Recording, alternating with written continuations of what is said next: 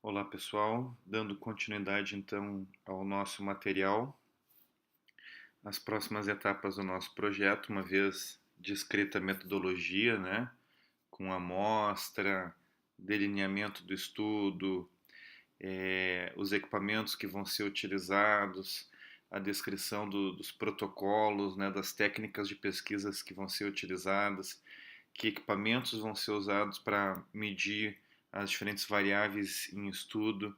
Por isso que a metodologia também se chama de métodos e materiais. Todos os procedimentos, todos os protocolos, todos os testes, todas as técnicas de pesquisa têm que ser descritas na metodologia. Também, se a metodologia do estudo envolver alguma intervenção, essa intervenção tem que ser detalhada na metodologia. Se for um estudo com treinamento físico, por exemplo, né? Então, o período de duração desse treinamento, como ele foi planejado, a sua periodização, se existem ciclos ou fases nesse treinamento, como a intensidade e o volume foram dosados, se a intensidade vai progredir ao longo do treinamento, quais exercícios vão ser realizados. Tudo isso tem que ser claramente descrito na metodologia. Se a intervenção for um programa de reabilitação, né, como esse programa de reabilitação foi montado, quais exercícios ou técnicas de reabilitação foram utilizadas, como elas foram manipuladas ao longo do programa de fisioterapia, tudo isso tem que ser descrito na metodologia. Portanto, ela é uma parte muito importante do projeto e eu diria que ela é o coração do projeto, porque é a metodologia que vai explicar tudo como vai ser feito, incluindo uma parte muito importante que é a parte de análise de dados. Na biomecânica, essa parte é muito pertinente, né? Ali aparece se adequado. Na biomecânica, ela é adequada, ela é necessária, porque via de regra, a biomecânica se utiliza de métodos quantitativos de pesquisa, que vão, portanto, medir coisas, né? E essas medições precisam ser analisadas. Via de regra, toda a medição biomecânica envolve algum tipo de análise. E nós podemos dividir essa análise em dois subtipos. A primeira análise é a análise do sinal biológico que foi coletado. Então vocês têm que pensar muito bem antes de se aventurar em determinadas técnicas de pesquisa, porque algumas delas exigem uma análise bastante, digamos assim, sofisticada, né? Então, vamos pegar o caso, por exemplo, da eletromiografia. A eletromiografia, uma técnica importante de pesquisa, né, em biomecânica, muito utilizada na biomecânica, coleta um dado eletromiográfico, né, os sinais relacionados à atividade elétrica do músculo. E se a gente for pegar esse livro aqui que eu gosto muito, que é o ABC da eletromiografia, né, chama ABC porque justamente fala desde a origem do sinal de eletromiografia, a aquisição, né, até o processamento do sinal. Então vejam que existe todo um capítulo aqui com diversas páginas relacionadas à análise do sinal eletromiográfico. Então vamos pular direto lá para a página 27, né, que é onde começa essa parte da análise do sinal de eletromiografia, só para ilustrar. Então vejam assim que quando a gente coleta um sinal de eletromiografia, ele é um sinal bruto, né? E esse sinal precisa passar por uma série de processamentos, por um processo de retificação, que é esse processo aqui de transformar o sinal todo positivo e não negativo e positivo, né? Todo um processamento de suavização do sinal, porque o sinal eletromiográfico é um sinal bruto, como foi dito, ele precisa ser suavizado por meio de um processo de janelamento, um processo de filtragem, porque o sinal bruto de eletromiografia tem muito ruído, tem muita interferência de outros fatores, né? Então, todo um processamento, uma análise do sinal eletromiográfico, a normalização do sinal eletromiográfico, por exemplo, pela contração voluntária máxima, né? E aí, finalmente, a gente vai ter diferentes formas de tratar esse sinal e ter o resultado que a gente quer, por exemplo, analisando o pico de ativação muscular, por exemplo, fazendo a retirada de outros artefatos. Por exemplo, se eu faço uma eletromiografia de um músculo próximo do braço, eu tenho que, próximo do peito, melhor dizendo, né? Eu tenho que remover os artefatos que podem vir do sinal cardíaco, né? Tudo isso para depois efetivamente chegar num sinal mais tratado, mais amenizado, que vai dar a informação que eu quero, né? Então, quando a gente pega lá os livros, os artigos que usaram a eletromiografia para uma avaliação cinesiológica, por exemplo, dos exercícios, né?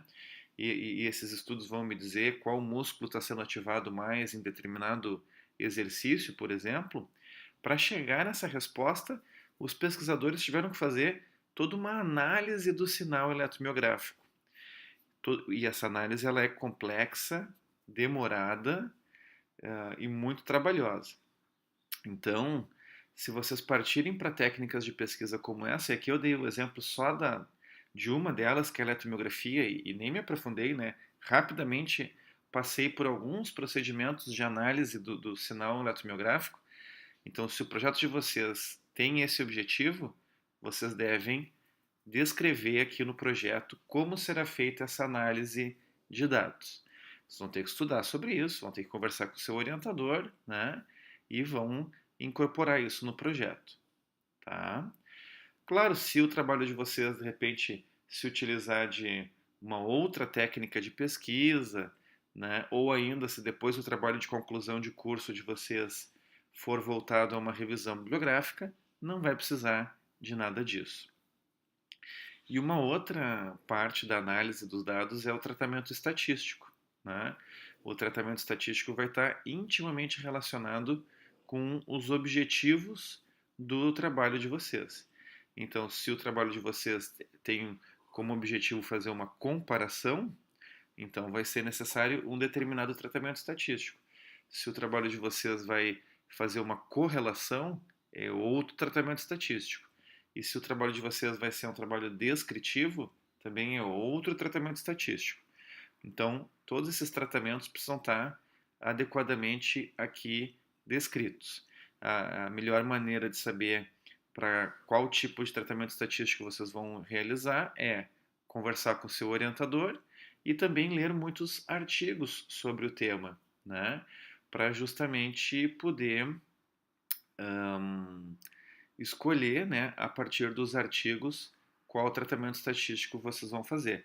Basta encontrar na literatura estudos semelhantes, com uma ideia parecida do que a que vocês tiveram, e se inspirar, né, estudar um pouquinho como é que eles fizeram seus tratamentos estatísticos. Vocês também podem me consultar a partir do envio dos seus objetivos, né, do tema e dos objetivos, eu consigo também direcionar vocês para qual tratamento estatístico é o melhor. Certo? Depois, pessoal, terminada essa parte da metodologia, vem um outro aspecto importante aqui, que são os aspectos éticos. Vejam que aqui diz se adequado. Por que se adequado?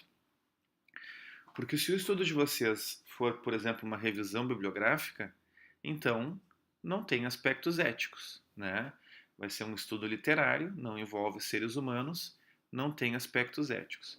Agora, se o estudo de vocês for um estudo experimental com seres humanos, né? Então, vai ser necessário aqui vocês descreverem quais são os cuidados éticos que precisam ser tomados. Para começo de conversa, teoricamente, né, todos os estudos com seres humanos precisam passar pelo comitê de ética.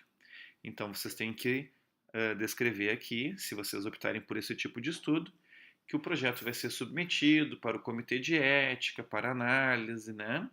Também todos os indivíduos vão assinar um termo de consentimento livre e esclarecido, aceitando participar do estudo, né?